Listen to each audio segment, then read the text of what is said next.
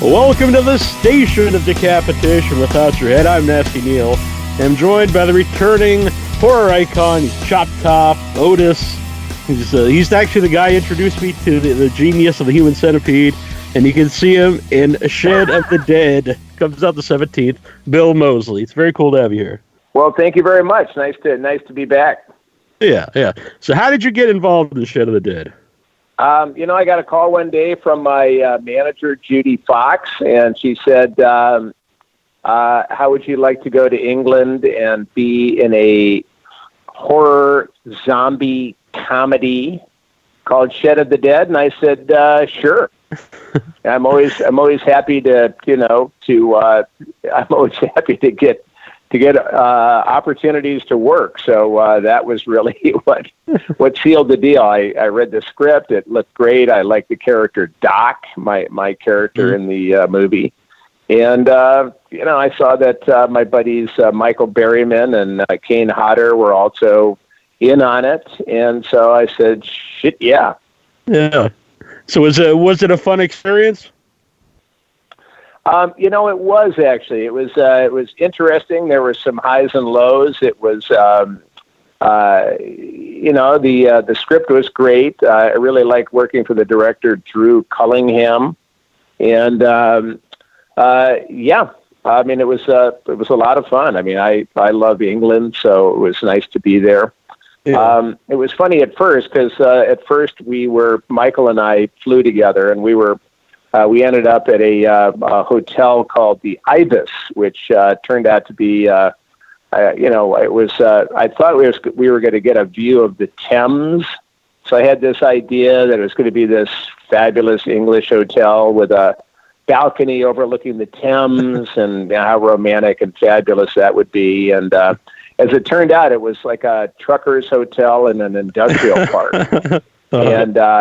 With kind of module rooms that looked like they'd all been assembled like a big jigsaw puzzle, and there were lots of used condoms, outside of the place. So it really it wasn't exactly what I had imagined, but the good news is the production under the direction of good old Nick Lean, who's David Lean's nephew. Made sure that we got out of there and got into a proper English hotel, which was a lot easier on the eyes and the brain. All right, yeah. So it was romantic for somebody if there was some used condoms. Apparently. Yeah. So I really like your character. Sorry. Oh yes, I'm sorry. Go ahead. No, you finish what you're saying. I was just going to say that it was, so there are always, on any production, there are always challenges, unless it's, the Avengers Endgame, in which case, the pace is slow and everybody, is rolling in cash. But I think, with, my bailiwick seems to be low budget independent horror features. And so there are always, more challenges, let's say, and different, kind of a different topography altogether. So, and that's what makes it fun, and actually ends up informing the character from time to time. Mm-hmm. I really dug your character in the movie. I really loved the movie. I thought it was a lot of fun. But so your guys, thank you. Yeah. So you're kind of like you are a serial. I don't want to give too much away, I guess, but like a serial killer cannibal. And I like the fact that you actually are having fun and enjoying the zombie apocalypse. Absolutely. I mean, for Doc, it really is a dream come true. And, the whole idea of necklace of dried ears and vaginas and nipples and whatever I've, carrying around, it's very much, it takes the page out of the Vietnam War when, that was really the first time those kinds of images were in our consciousness. And so Doc really just does seem like a guy who, has had to keep everything on the sly, just all of his midnight meanderings and burials. And now, thanks to the apocalypse, not only can he do what he loves to do out in the open, but he's really kind of heroic. Yeah, it's a neat twist. He's a hero now in this new world. Yeah. And And since there are a lot of zombie, movies, it's cool when something like original comes along. Yeah, it is. I mean, that's why I thought that, for what this movie was, of course, I was a big fan of Shaun of the Dead. Mm-hmm. And so, it was, I was thinking that I didn't know if that was going to, be a conflict insofar as that was such a popular movie that was this going to just be another, kind of a remake of Shaun of the Dead, but then it has its own, individual quirks and the storyline. I love the fantasy part of it that's weaved into or woven into the plot, where there are these, kind of flights of fantasy, and it ends up being really kind of cool. I think it ends up actually being kind of. It's actually, there are some, real emotional moments in it. The whole thing is, pretty amazing, especially when you consider the way that Michael Berryman appears. Yeah. Gotta say that when he came out in that costume, I was there that night. We were shooting together that night, and I really was just dumbstruck. I thought that was pretty amazing. Yeah, it was pretty sweet. So you never saw that side before, Michael Berryman? No, you never really have. Yeah. And it's so funny. I mean, that was even more surprising than, well, actually, it was right up there with Lords of Salem, the Rob Zombie movie where Michael and Sid Haig are witch hunters, and Michael has long curly hair under his black cap, which I thought was also a pretty wild look. Yeah, definitely. I would say that's really can't touch. Yeah, I would say that's a really underrated Rob Zombie movie, in my opinion. Is Lords of Salem? Yeah. I thought there was a lot of it. I actually especially would love to see. I don't know if it would be a sequel or a spin-off, but I thought that in Lords of Salem, all of the historical stuff from the witches in Salem in the 1600s, I thought all of that stuff was really cool, and I would love to have seen a whole movie of that. Mm-hmm. Yeah, definitely. And I'm in Massachusetts, so I went, and my friend showed me some of the places where it was actually filmed. So that was pretty cool. That is cool. Yeah. So you have some great lines in Shed of the Dead. I particularly liked if you soak them in vinegar long enough, they taste like calamari. That's Drew Cullingham. That's our writer-director. Yeah. Had you known him before the movie? I had not. No. Yeah. So is he? When you work with a young director, is that always a fun experience? I assume sometimes it's maybe not. Or what kind of experiences are like when you go in and it's like a new director you haven't worked with before? Well, it is. It's interesting because a lot of those jobs for me are offers. So they basically say, we would love to have Bill in this movie playing this part. So that's great. So right off the bat, I appreciate the fact that they want me in their movie. And so already I'm kindly disposed toward my employers. Meeting the directors, for the most part, it's been a really great experience. Of course, everyone is different. Sometimes, certainly there are different directorial styles. Sometimes they just want you to do exactly what they say. And other times, that I can do that, but it's less fun for me. Other times, like with Drew, it feels a lot more collaborative. So that if you have an idea and it works for the writer-director, then the more the merrier. I also understand that directors can get a little overwhelmed by actors who think that they know better and want to rewrite the whole script, and so that can get a little too much. But every once in a while I try to, if I see something, I'm always happy when the relationship is such that it seems like that it's okay for me to suggest something or say, hey, what about this? And Drew was very easy to work with. I think he was very happy. A lot of times what we don't, as actors, we don't really understand the genesis of the project. I mean, Drew wrote the thing. I'm sure it went through a bunch of different drafts. He teamed up with Nick Lean. They had to go find the money. There so much goes into the pre-production that, then the actors arrive and we're all so excited and, trying to please the director. Some of us older actors are trying to just remember the fucking lines and, you're kind of working it out and, duking it out with the costume people and the makeup people. And, so there's all of the buzz of the production. And then, we fly away excited because we've had, let's say we've had a good experience. And then we just, go back home and cross our fingers that they don't, kill the thing in post-production. Along those lines. Sometimes they do. Yeah. Sometimes they cut things out or they use certain takes or they,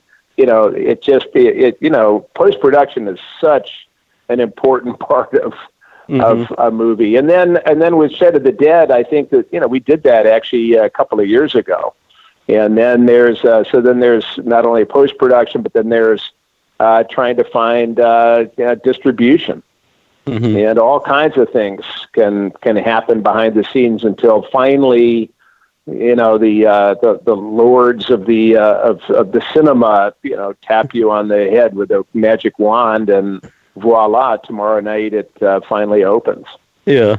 Have you seen the finished movie? I have actually, yes. And so when you saw it, what'd you think when the first time you saw it? And I love the animation sequences at the beginning and the fantasy stuff, like you mentioned. Yes, I loved that. I thought it was. I loved the movie, and I thought that based on all of the travails of it coming to market, that it really was a triumph, not only not only in terms of the movie itself, but also, the fact that it had to overcome some difficulties. And I thought it was great. For what it promised to be, it absolutely delivered. Yeah, and I thought Kane Hodder. I thought Kane's efforts were really awesome. I was glad that the three of us, Kane and Michael and I, showed up and got into the project, got into the production. Weren't trying to outshine anybody or do anything more than what was asked of us. And I thought we all, I was actually relieved to see that we all delivered in a fairly obviously a visible, but low key enough so that we didn't steal any spotlights from anybody, and just really kind of fit right into the production. I thought that was also very gratifying. Yeah. So people get mad if I don't ask, but I don't know how much you could talk about Three from Hell.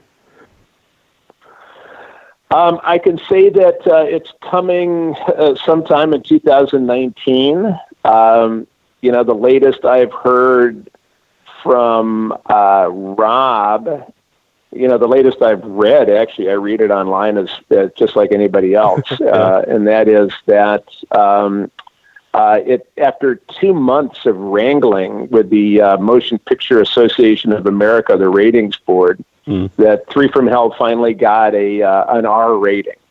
Okay. And it was very funny because it's a qualified R. It's like for bloody violence and nudity and coarse language, just about everything, that you want in a horror movie these days that very few actually really deliver. So I was very excited about that. I'm glad that he got the R rating. Of course, we had to. And and it took 2 months, and I'm sure by now Rob is really good at wrangling with the MPAA. since they're always, duking it out just about every movie he makes. So that is secured. When it comes out, I'm not sure. I've heard sometime in the fall. I don't really know. I saw somebody posted that it was coming out October 31st, but then Rob refuted that, so that was just another rumor. What I am excited about is that everybody seems to be aware of it. They're very excited for it.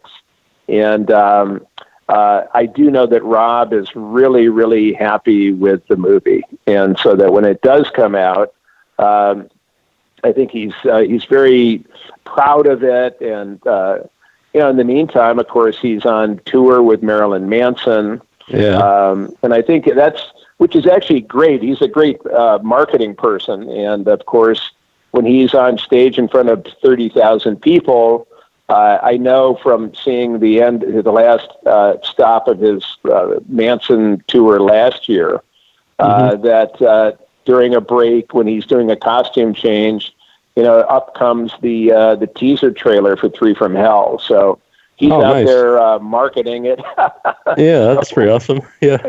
Yeah.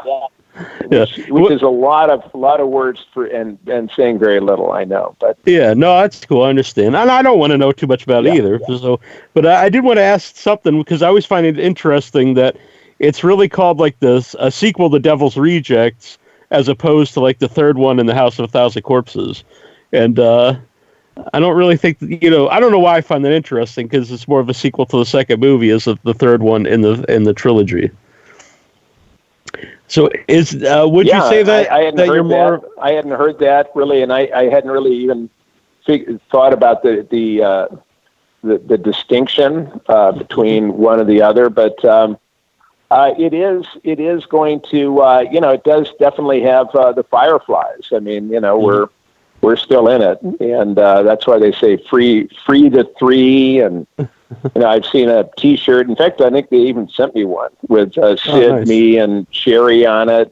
There's another T-shirt with Sid, Sherry, and Richard Brake and me. I basically just we'll sit back and wait, and as I say, I hope for the best. Yeah, It's very exciting for me because it's something, it was, I think Devil's Rejects was 2005. So that was a mere 14 years ago. And so, of course, it's exciting. Yeah, definitely. And the problem, of course, is that, we all have to wait. And, I'm sure if we, have fun this summer or whatever, the time will go by quickly enough. But right now, it just seems like, when is it going to come out, man? Yeah. So, are you still doing music with Phil Anselmo?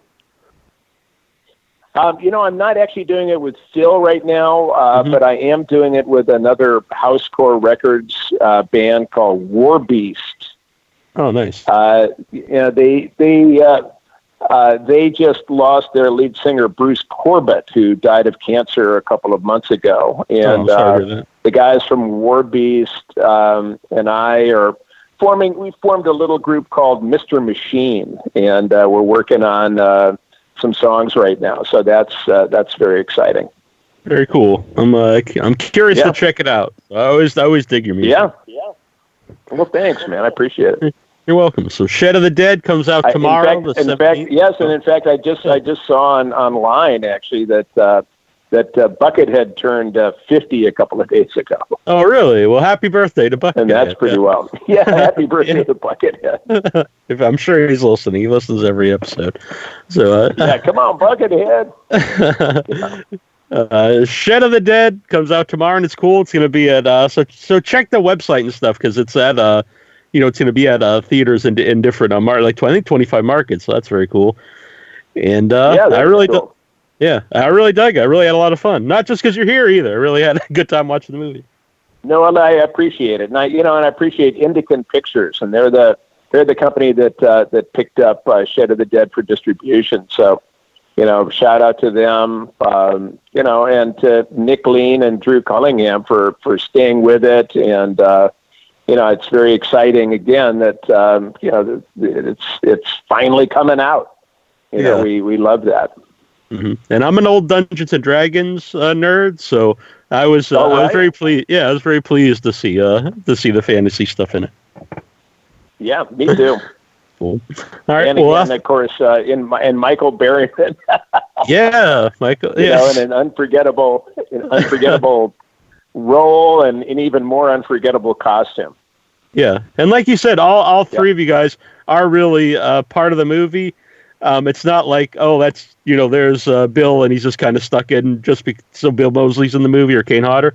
You're like part of the movie, and you guys all have fun roles, and it totally works in the movie. Yeah, and we all like the story, and we love working for Drew, and even though I don't know if we'll be around for a sequel, right?